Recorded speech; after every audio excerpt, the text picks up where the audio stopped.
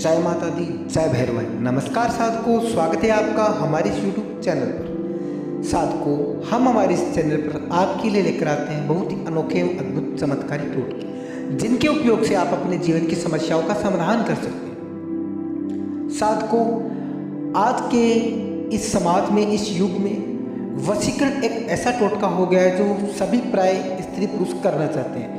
कुछ स्त्रियां अपने पति पे करना चाहती है, कुछ पति अपनी स्त्रियों पे करना चाहते हैं, कुछ प्रेमी अपनी प्रेमिकाओं पे एवं कुछ अपने दुश्मनों पे से करना चाहते हैं। तो आज मैं आपको इसी टोटके का एक अनोखा अद्भुत यंत्र टोटका बताने जा रहा हूँ, इसलिए वीडियो को पूरा देखिएगा, गौर से सुनिएगा। साधकों, क्या आप किसी व्यक्ति को अपने वश में करना चाहते हैं? क्या आप किसी को पाना चाहते हैं? तो आपकी इस समस्या के समाधान का एक उपाय, एक घरेलू नुस्खा मैं आपको बताने जा रहा हूँ। वैसे तो आपने YouTube पे शास्त्रों में गुरुओं से काफ़ी टोटके सुने होंगे, लेकिन ये टोटका कुछ अलग है, कुछ अनोखा है एवं प्रभावशाली टोटका है एवं बहुत सरल भी है। चलिए मैं आपको बताता हूँ कि आप किसी भी व्यक्ति को अपने वश में करने के लिए क्या करें। साधकों, मंगलवार की रात्रि को आपको ये टोटका करना है किसी भी लाल आसन पर बैठकर, और ये टोटका आप रात्रि 11 से 12 के बीच में कर सकते हैं। ये इसका समय है।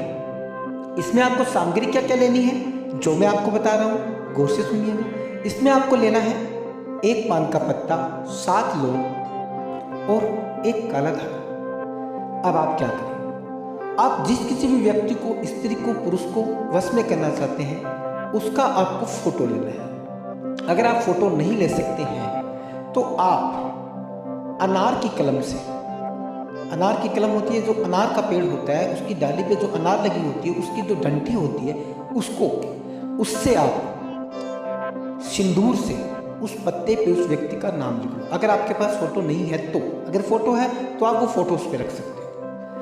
ये टोटका स्त्री एवं पुरुष दोनों कर सकते हैं, इस बात का ध्यान रखिएगा।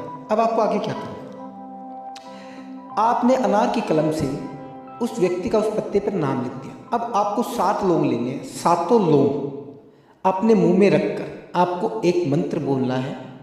मंत्र इस प्रकार है, मम कार्य सिद्धम करो, मम कार्य सिद्धम करो। ये इसका प्रथम मंत्र है। इस मंत्र को बोलने के बाद एक बार लौंग मुंह में रखा, दांतों के नीचे दबाया, दबाने के बाद में ये मंत्र बोला, बोलने के बाद आप ये उस पत्ते पे रख दीजिएगा। 7 बार 7 मंत्र बोलने के बाद आप उस पर रख दीजिए। अब आप एक माला लीजिए जिसमें 108 मंत्र हो, और आपको वशीकरण मंत्र बोलना। वशीकरण मंत्र है, रत रत कामस्य कामिनी मम कार्य सिद्धम दायिनी। ठीक है, ये मंत्र बोलने के बाद में आपको 1008 बार इसका जप करना है। फिर आप ध्यान मग्न होकर इस मंत्र का उच्चारण कीजिए 701 बार अपने मन में।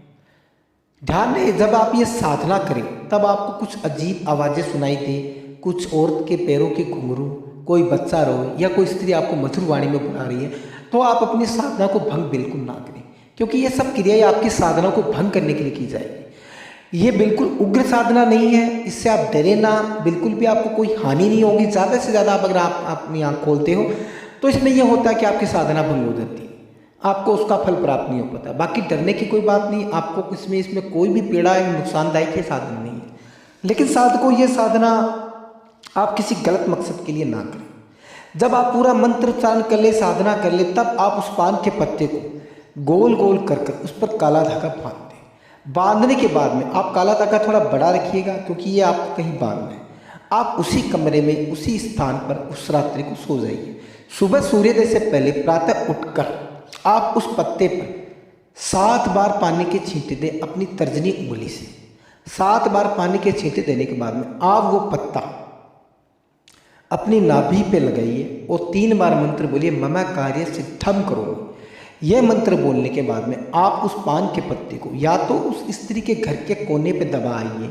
अगर आप ऐसा नहीं कर सकते हैं तो आप इसे किसी भी पीपल के वृक्ष पे, या तो गाढ़ा है उसके पास भी, अगर गाढ़ भी दे सकते हो तो उसकी डाली पे इसको बांध देना। ध्यान रहे, ये किसी को दिखे ना। इस बात को आपको पूर्णतः ध्यान रखना होगा कि यह पत्ता किसी और को ना दिखे।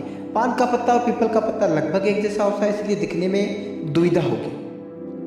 आप ये पत्ता रख दीजिए। तीसरे दिन देखेंगे कि आप जिस व्यक्ति पे भी ये कार्य कर रहे हैं वह स्वतः ही आपके पास सामने आ जाएगा। अगर आपने स्त्री पे किया है तो वह स्वयं आपके सामने आकर आपको अपने मन की क्रिया, मन की बात बोलेगी। जो आप चाहते हैं वह खुद अपने मुख से आपको सामने बोलेगी। अगर आप किसी पुरुष पे कर रहे हैं तो वह पुरुष पुरुष पर अगर आप कर रहे हैं तो एक बात का ध्यान रखिएगा, पुरुष पर अगर कोई स्त्री करती है तो बिना संभोग किए हुए ये उसे छोड़ेगा नहीं, वो संभोग करने के बाद ही इस टोटके का असर आप पे होगा।